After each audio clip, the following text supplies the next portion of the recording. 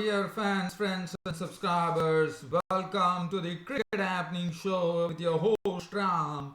This on a Sunday. And in the IPL, there were two matches which were played today.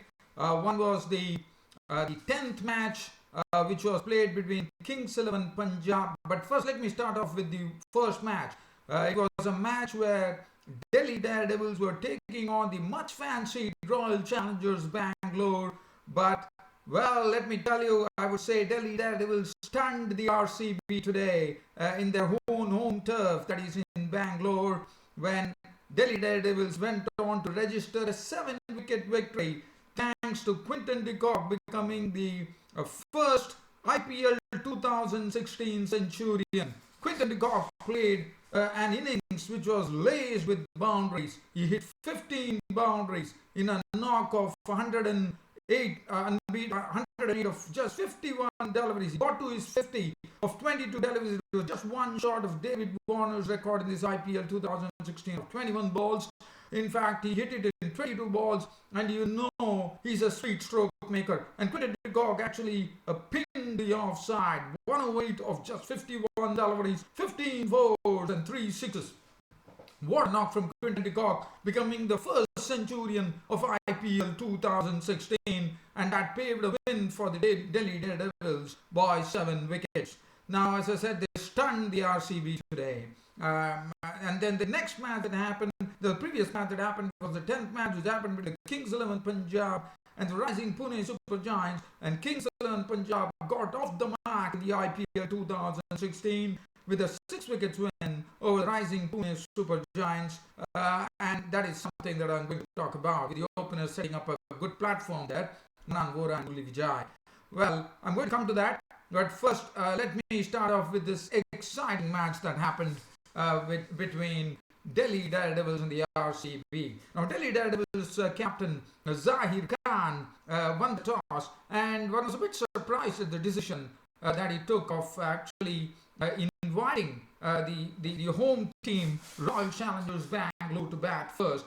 Probably there was a sort of a ploy involved there. Probably there was some thinking behind it by the captain Zahir Khan, and Zahir Khan was the one. And Chris Gayle and Virat Kohli walked in amidst loud cheers at a holiday crowd that had assembled at the M. Chinnaswamy Stadium in Bangalore. And there was a real hush to the ground as Zahir Khan nipped up the wicket of Gayle by getting him caught by Duminy in the third delivery of his first over.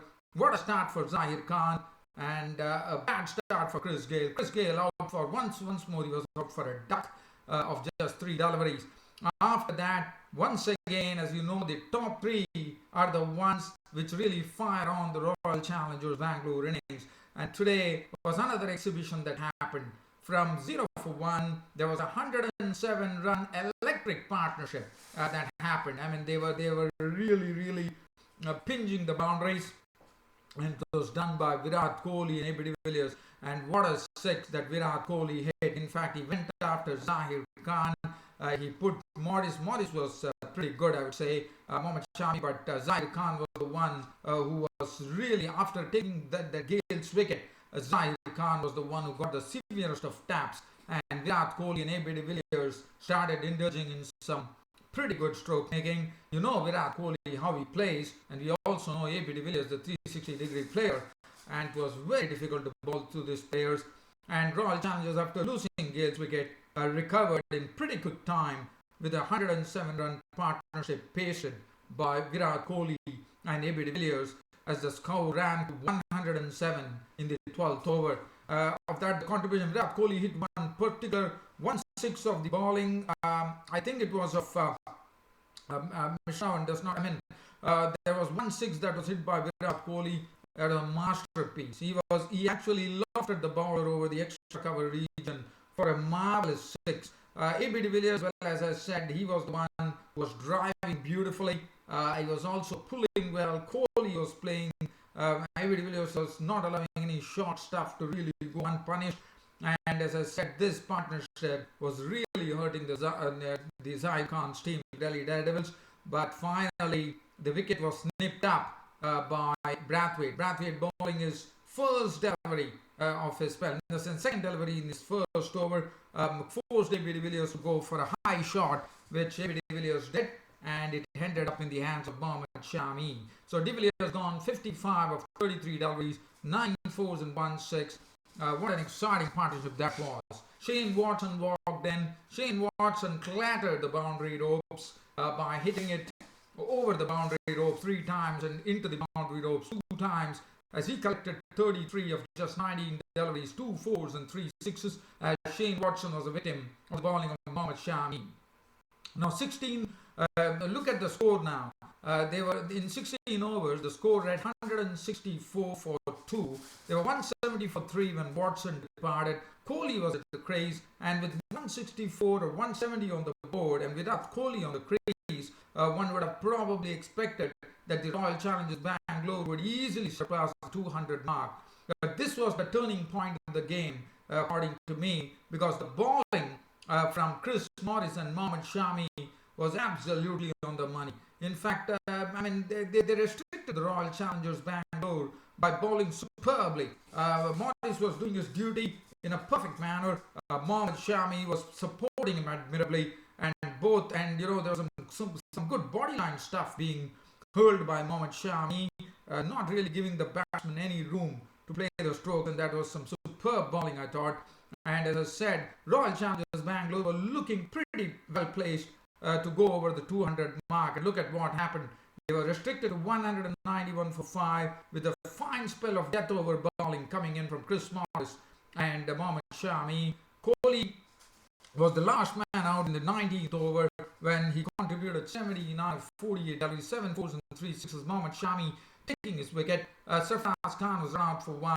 Jadhav not out on 9 of 11 balls with 1 4. David Pearce was not out on 5. And 191 for 5 on the board for the Royal Challengers Bangalore. As I said, they definitely finished some 20-25 run short thanks to the superb spell of bowling coming in from Morris and Mohammad Shami.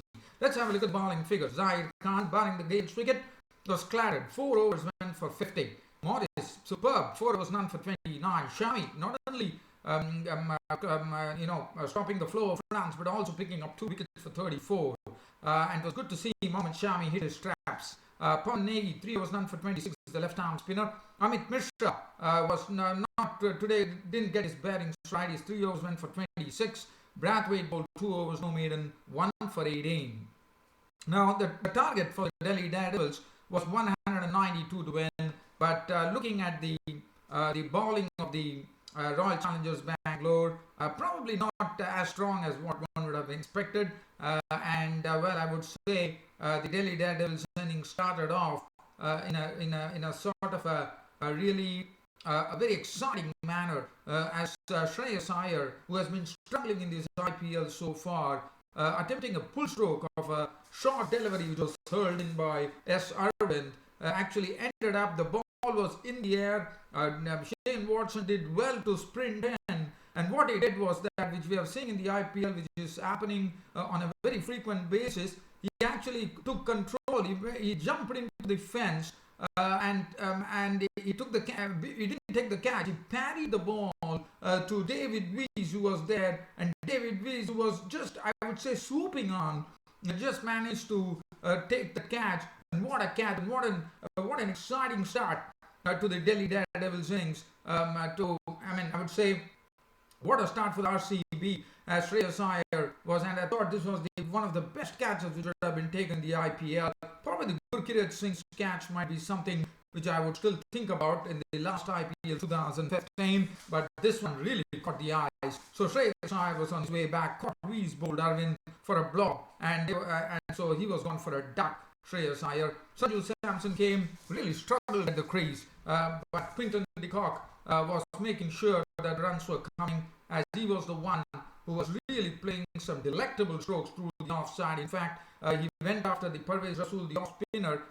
Despite Shreyas Iyer's wicket going in the next over, we saw Quinton De Kock reel off 3 boundaries in a single over from the bowling of the Rana off-spinner Parvez Rasool from Jammu and Kashmir. Sanju Samson struggled with his batting. He was gone for 9, and he was gone to Watson for 9. He tried to pull a delivery, and Chahal took the catch. So they were 50 for 2 at that stage in the 6th over. And Quinton De Kock was supremely confident.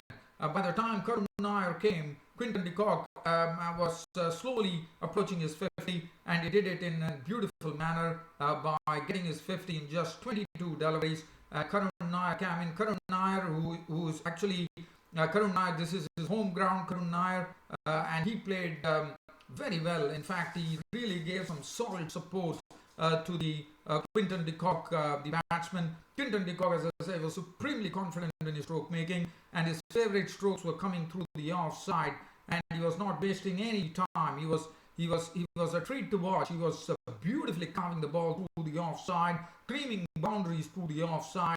And as I said, he was very good square of the wicket, and that was good to see. No bowler was spared. In fact, he was really marching along in a serene manner in the company of Karun Nair. Karun Nair was also doing his job, and he made 54 useful runs.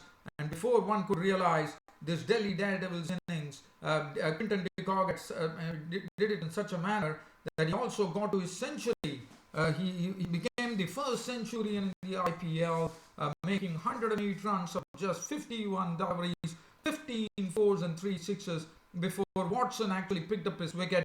But Watson was very sportive enough to actually applaud Quinton De Kock's knock. What a knock that was. That was a really, as I said, supremely confident Quinton De Kock. 108, and Delhi Daredevils, and he had already done all the hard work. It's only a matter of a mere formality which was left to be done. Karun Nair finished it off with an unbeaten 54 or 42 balls with 6 fours and 1 6, and Dumini was not out on 7. Game over. Delhi Daredevils stunning the Royal Challengers Bangalore on their home turf by picking up a 7-wicket victory. Let's have a look at the bowling. Quinton De Kock was man of the match. There was no shadow of doubt about that. And the bowling figures, Arvind, 3 overs cost him 32 runs with that one stunning catch which was taken by David Weiss. Parvez Azul, 3 overs for 28. Shane Watson, 4 overs, 225. Was excellent, I thought. Yuzvendra Chahal went for plenty. 2.1 overs, no maintenance, none for 23. In fact, if you look at it, the spinners, Yuzvendra Chahal, David Weiss and H.V. Harshal Patel, between them bowled approximately 9.1 overs, and they were taken to the tune of, I think, 105 runs. So that will tell you as to how Quinton De Kock used his feet to the spinners in an admirable manner. 15 fours and 3 sixes. What a knock from Quinton De Kock. David Weiss was clattered for 49 runs of his 4 overs. Harshal Patel, 3 overs, disappeared for 32. That was it. So that was the second game which was played. But Delhi Daredevils, just wanting to owe it to Quinton De Kock. What a knock that was. That was simply a stunning knock played by Quinton De Kock. And as I said, he's a very sweet stroke maker, and he's a real treat to watch when he plays his strokes. Well, so he becomes the first centurion in the IPL 2016. Now, that is so Delhi Daredevils definitely will savor this victory for quite a long time, because we know that all challengers Bangalore were the fancied ones, and Delhi Daredevils are definitely turning a corner in this IPL 2016. They've already won 2 matches under their belt now. Now, let's go into the 10th match. Kings 11 Punjab taking on the Rising Super Giants. This was a match which was played before the Delhi Daredevils match. We played the Punjab Cricket Association Stadium here, Mohali, Chandigarh, and there was some sort of a nip in the wicket for the pace bowlers, one could say. And it all started with the Mahendra Singh Dhoni, the Rising Pune Super Giants captain, deciding to bat first. Well, it all started off. There was some very good bowling, I thought, from the pace bowlers, especially from Sandeep Sharma, who was swinging the ball beautifully. Kyle Abbott, a bit off colour, but still, he was still controlling things there. And Sandeep Sharma and Abbott bowled a very good spell. Sandeep Sharma in particular was very impressive. And then finally, it was Sandeep Sharma who nipped up the opener Ajinkya Rahane by bowling him a delivery which actually came in and shattered the stumps of Rahane for 9 of 11 balls with 2 fours. Kevin Peterson came in and briefly made a brief 15 runs of as many balls with 2 fours before becoming a victim of Abbott. In the meanwhile, saw Du Plessis get onto his South African teammate in a very big way when he put him for 4 boundaries in a single over. And Du Plessis was looking pretty terrific at that stage. Tisra Pereira was given a promotion by Dhoni. He was told to go there and probably have a whack, but well, he failed. Sandeep Sharma once again coming into the mix here, and he picked up the wicket with Tisra Pereira gone for 8 of 9 balls with 1 4. So that experiment definitely backfiring for Dhoni. And then Stephen Smith came in.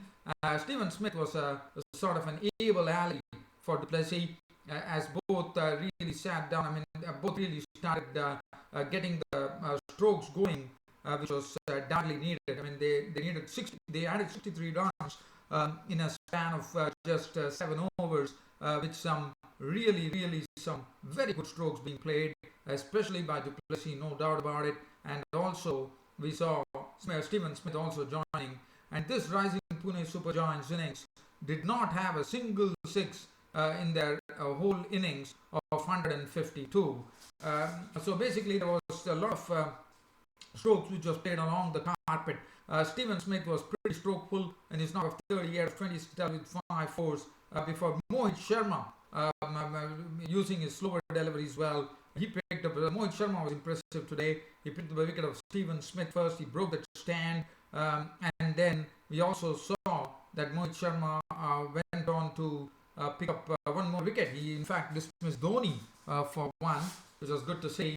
And also Du Plessis was the highest scorer, was Quinton De Kock for 67 of 53 balls with 8 fours, and that was the precise reason the rising Pune Super Giants could sit on a decent score of 152 for 7 on a very good track for bowlers. Irfan Pathan. Now Irfan Pathan came in and he was run out for 2. Ashwin was not out on 1. 152 for 7 was what rising Pune Super Giants actually put on the board. And looking at the bowling, Sandeep Sharma, the most impressive, 4 overs, no more than 2 for 23. The next impressive bowler was Mohit Sharma, 4 overs, no more than 2, 3 for 23. Good to see Mohit Sharma get a bit of a good ball today. Kyle Abbott, 4 overs, 1 for 38, was costly. Akshar Patel, 3 overs, none for 26. P. Sahu, 4 overs, none for 31. And Maxwell bowled 1 over for 3 runs. Now it was a turn for the Kings of Punjab to actually chase this particular target of 152. Now for Kings of Punjab, it was pretty essential that they got a decent start. In fact, they not only did get a decent start, but they got a got an excellent start, I would say, to the innings, with Murali Vijay playing some beautiful strokes. In fact, beautifully hitting one shot of that which turned out was putting Ishan Sharma into the top tier. Manan Vora, as you know, he's a very good stroke maker. He played his strokes with gay abandon, and both Murali Vijay and Manan Vora were really making the bowlers think. Ishan Sharma couldn't make an impression. Ankit Sharma displayed his runs. Even the spinners came in, but that didn't really matter, as these two blokes, Murali Vijay and Manan Vora, the openers, they were absolutely in their element today, as both cut out 50s.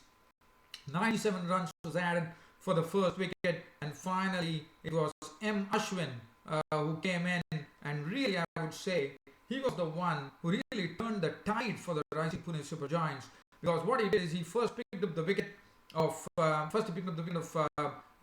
Vora by getting, Ankit Sharma was the one who provided the breakthrough by getting Manan Vora LBW for 51 of 33 deliveries with 7 fours, and then we saw M. Ashwin clean up the stumps of Sean Marsh for 4, and M. Ashwin was absolutely superb. In fact, he went on to pick up 3 wickets today. He picked up Sean Marsh, he picked up a beautiful delivery, and then David Miller was a victim of Ashwin for 7, and suddenly and also they lost Murali Vijay to the bowling of Ashwin, got behind the bowling of Ravichandran Ashwin for 53 of 49 balls with 5 fours and 2 sixes. And suddenly where Kings of Punjab were looking all set to get to the target with a score of 97 for no loss, plummeted to 119 for 4. But they still had, I mean, in the 17th over, David Miller was gone. But they still had some work to do there. But they knew that Glenn Maxwell is someone on whom they could always rely on. And it was Glenn Maxwell who took them to victory with an unbeaten 32 of just 14 balls with 3 fours and 2 sixes. Saha was just a spectator, not out on 4. And that was it. Kings of Punjab in the 19th over clinching the victory over the rising Pune Super Giants by 6 wickets. The bowling, Ishan Sharma could not make an impression. 3 overs, 1 for 26. Ankit Sharma, 4 overs, 1 for 27. I thought he bowled well. Ravichandran Ashwin, 4 overs for 27. But M. Ashwin was the one who really turned the tide, the rising Pune Super Giants' way for a moment, one could say. 4 overs, made 3 for 36. 1 over for 7 for Irfan Pathan. I thought Irfan Pathan bowled a good line, but he didn't get any other over after that. And Tisra Pereira, 2.4 overs, made a none for 30, was very costly. And because of his splendid stroke making, the man of the match went to Manan Vora for his very, very good stroke making. Well, dear fans, subscribers, that almost sums up my cricket happening show for today. This is on Sunday. I'll be back with a cricket match report tomorrow on the next match, which is the 12th match of the IPL coming up. It's going to be played between, I reckon, I'm just going to see my diary here. I think it's going to be the Mumbai Indians taking on the Sunrisers Hyderabad. Yes, that is the match that is coming up, and your host Ram will be there tomorrow in the evening to recount the tape. Well, dear fans, subscribers, thanks for your excellent company to this very, very exciting cricket show on Cricket Happenings today, this on a Sunday. And what a moment for Quinton De Kock getting his becoming the first centurion in IPL 2016, and also taking his team to a wonderful win against the much fancied RCB, and a disappointment for the holiday crowd there at Bangalore today. Well, dear fans, as far as RCB was concerned, that really brings an